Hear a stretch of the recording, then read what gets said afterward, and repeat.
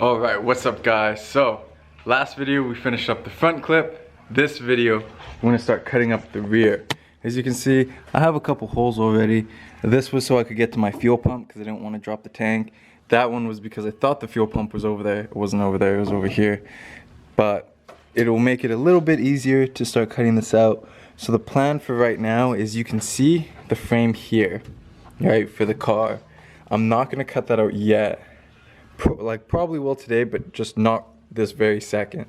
We're gonna cut along this back line here and cut out all this like inner metal so we can get a better look at what we're gonna do, because my fuel cell has not come in yet. I think it's supposed to come in today. I waited at the house, didn't show up, but we have to get work done, so decided to go and just start cutting it out, and then when the fuel cell comes in we can actually measure it up. So we're gonna cut it here. The only thing that worries me honestly is this part here for the whatever, the wheel tub, because it comes all the way out here and we want to cut right there so that way none of this is exposed. We're gonna cut all this off, but I just don't know how it's gonna look over there. I don't know what we're gonna have to cut. That's why I want to start cutting small and move our way up from there.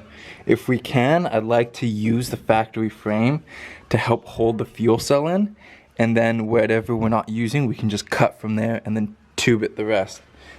Realistically, I'd like to have the tubular bash bars come out only about to here, so that way we have maybe 3 to 4 inches of just nothing in between the bash bars and the bumper, so that way if we wall tap, the bumper will just fly off, and if we get any deeper in there, then it'll hit the bash bar. But that's the plan so far. So what I'm gonna do is I'm gonna get the cutoff wheel and I'm gonna just start cutting in here. Alright, cutting the back end is not going as well as I planned. It's definitely a lot harder than cutting the front end. So I'll show you why. So I cut out this section right here, and the plan was just to cut it along here and cut the lip here, but as you can see, it's layered on this outside. So there's the outside skin and then the inside skin, so it's really, like, I can't get deep enough in there to cut both. So what I'm gonna do is I'm gonna cut, I already cut this out, I'm gonna cut the tube, at least cut it here. I don't wanna get too close to this line just because I don't wanna cut too much. So I'm probably gonna cut around here, and then I'm gonna go from the inside and start just cutting the inside skin so that way it'll fall off. I cut all the way, bam, over here. I left a lot on this side just so that we could figure out a place to maybe mount the bumper or something like that. And then I still have to do this side. I have to cut from here, cut along here, cut down there. But I wanted to start doing the inside first because I didn't realize that this would be, you know, have layers and stuff. So that's what I'm gonna do there. The frame is right here, so I probably won't be able to cut that much out. We'll see. Right now I just need to cut the rest of that spare tire well out, tube thing, and then hop in there and start cutting from the inside out. Alright, the tub is cut out. Now there's a lot of room in there and I should be able to get in there. It was kind of annoying because even the tub 2 had these like reinforced little bits holding it up. I mean, it makes sense because, you know, there's a tire in there and it's heavy, it's gonna bend the thing, but just for cutting it out, it makes it a pain. So now I'm gonna try and get in there. I really wish I brought hearing protection or something because my ears are ringing. But so what we're gonna do is I'm gonna get in there and I'm gonna start cutting into here and trying to get this back end to just release itself. And yeah, that's gonna be it for right now. I just wanted to show you guys the progress of cutting stuff out.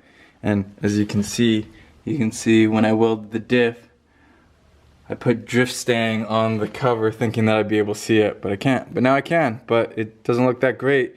So we gotta get a new diff cover, something cool. So I'm gonna keep cutting. Alright, so I did end up cutting a little bit more here. As you can see, some of it, like, this is what I mean. It's like all layered and boxed. And then I decided, okay, what I'm gonna do is I'm gonna start peeling the back of the car like a can opener, and then just start cutting along the line. So that's what I did. So it's all, so from about there all the way over to here, it's not, the bottom part is not connected to the top other than the frame and stuff right here. As you can see, I found a bits of rust right here, but we're cutting that out anyway, so that's fine there. And then I'm probably gonna cut back the wheel here, and then I'm probably gonna have to cut down here and try and figure out how I'm gonna be able to cut through there and through everything underneath, because we got like frame. So basically I'm just gonna keep on cutting. Alright, so this whole side is now cut off. As you can see, that's where the frame is. Frame is cut there. It's cut all along here. So now we just need to continue to cut this side and then cut the frame there, and this whole back end piece should fall right off. We can move it out of the way, and then we can start trimming some of the other stuff. It's just with this back end, like the back end is really what is the priority of what needs to come off, and then we can start cutting the inside metal and stuff like that once the fuel cell comes in. But it's, yeah, like I said, it's mainly this that needs to come off. It's a bit of a pain because it's just layered so much, and obviously the frame's thick and all that fun stuff. So now what we have to do is oh, that moved, that's cool. We have to continue to cut here and peel it down, cut the inside, do the same stuff over here. So I'm gonna get to it before I run out of motivation and stamina.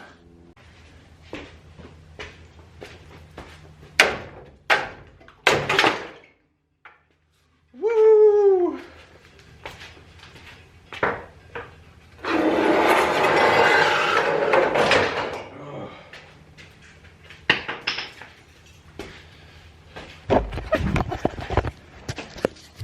So the rear end is cut out in the car, as you can see.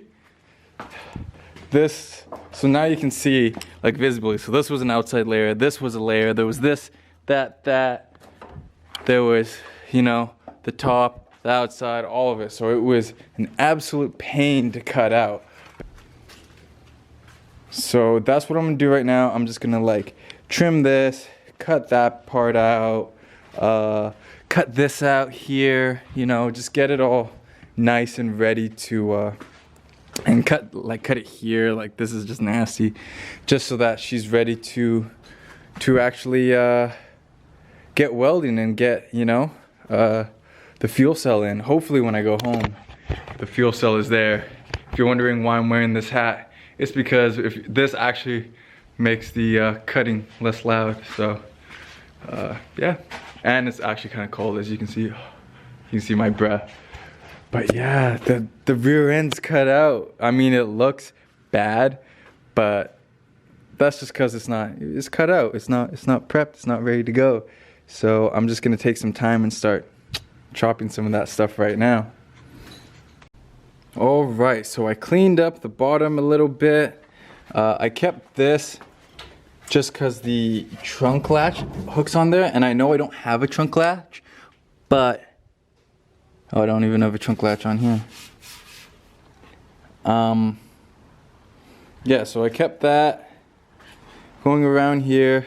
I don't know exactly what I'm gonna do with this corner yet, depending when the fuel cell comes in and all that, because the thing I'm worried about is it hitting the wheel. But I mean, it should be out of the way, but for right now, that's good. I cleaned up the inside.